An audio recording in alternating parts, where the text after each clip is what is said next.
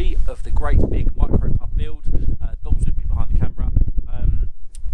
It's all changed. We've had a little discussion. GoPro's wobbling, I'll lift it up now. We've had a discussion, haven't we, Dom?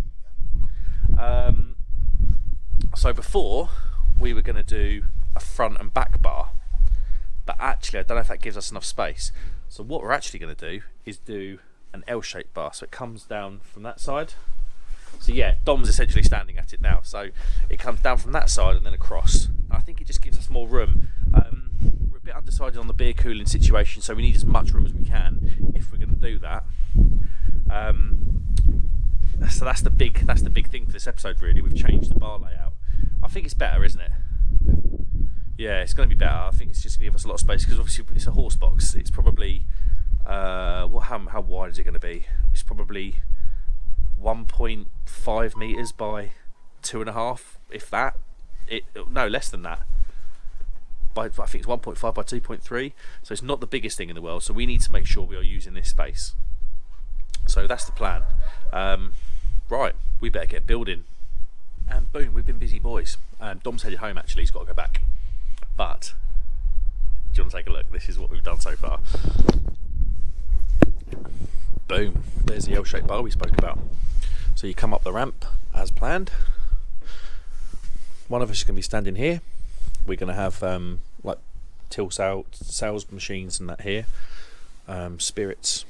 Yeah, pretty much like spirits and snacks here. Of course we're having the peanut butter pretzels. And then down there, so we're going to have the taps. Because remember before we're going to do it on the back wall. We're going to have the taps sort of there. We're looking at 3 taps. We're looking at 3 craft lines now. 3 craft lines make sense, I think, over.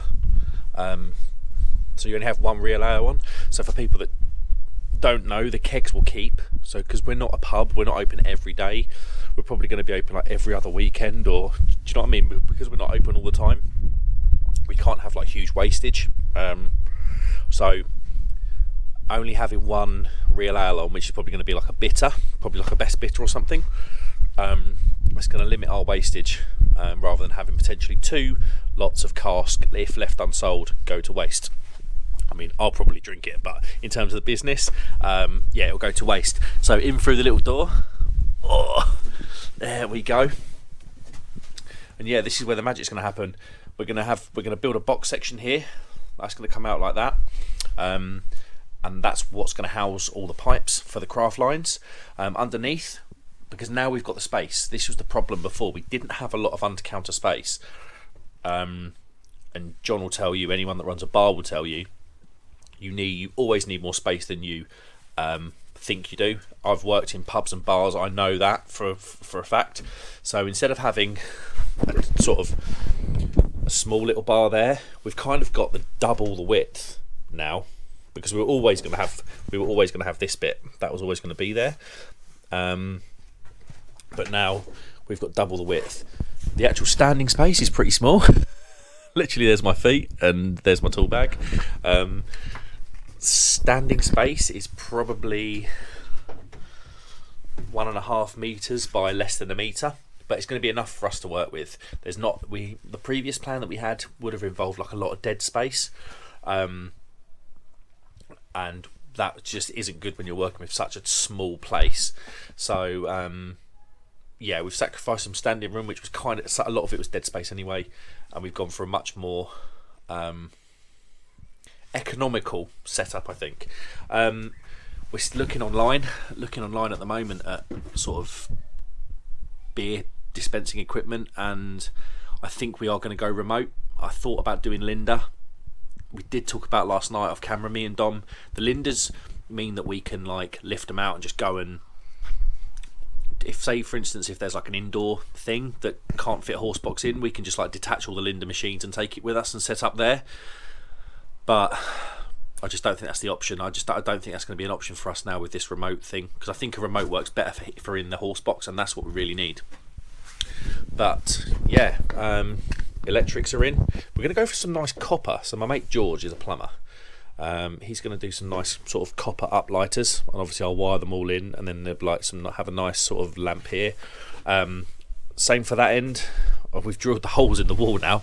So this was like for the old setup, so we're gonna have to cover that with some stuff.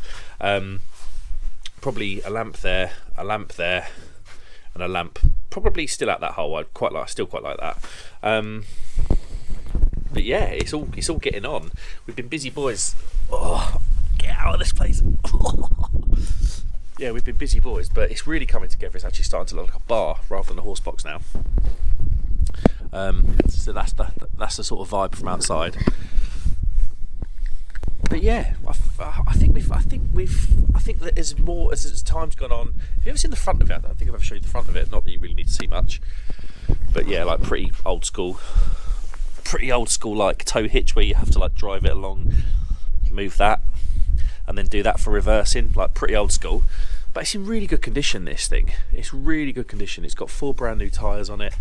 They're all pretty decent. The brakes are working well on it, which is obviously a good thing. All the electrics work on it. But yeah, we're getting to the thick end of it now. We're kind of having a look at what we actually need to make it run. So we've kind of got the setup. The setup's actually looking pretty good. I think we're pretty happy with it. And now we're looking at actual internal infrastructure, what it needs to operate properly. It's getting exciting. But I mean, we need a name, as I alluded to before. But I don't know. What do you think here? Because we're kind of thinking about a light oak worktop rather than the OSB. I don't think the OSB would look good as a worktop. But what do you think we should have here? Do you think we should have a logo there? Maybe look at like some old kind of weathered wood, and then look at getting it like lasered on, like our logo burnt into it. We kind of talked about the logo. We kind of think the logo is going to be like a horseshoe with like a hop in the middle of it, probably similar to my Craft Beer Hub logo with like the outside and then some writing. But yeah, if you could like I said before, if you want to get involved with the names, let us know, because we've got one. We've got the Gallop in. Gallop INN in, because it's a horse box, so it's kind of a good play on words. But yeah, if you've got any suggestions, let me know. And yeah, any design ideas, let me know. I mean, I've never done this before, and there's going to be a lot of people out there that are a lot better at this than what I am. But that's the kind of vibe. That's kind of what we've got. And yeah, if you've got any design, like I say, any design ideas, any input, let us know in the comments, because I read all the comments, and especially, yeah, if they're going to help us out, that just means the world. But yeah, guys, that's it. We're kind of cracking on. We're getting into the exciting stuff now. We're actually deciding beer dispensing systems. We're actually deciding the beers that we're going to have, the lineup that we're going to have. We're going to have a can selection as well.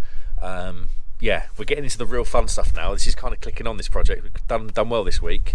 But yeah, thanks very much for watching, guys. Yeah, thanks so much for watching, guys. Like and subscribe, guys, if you'd be so kind. Get in the comments if you've got any input at all. That'd be amazing to hear. Like and subscribe if you'd be so kind. I'll see you on the next one. Cheers.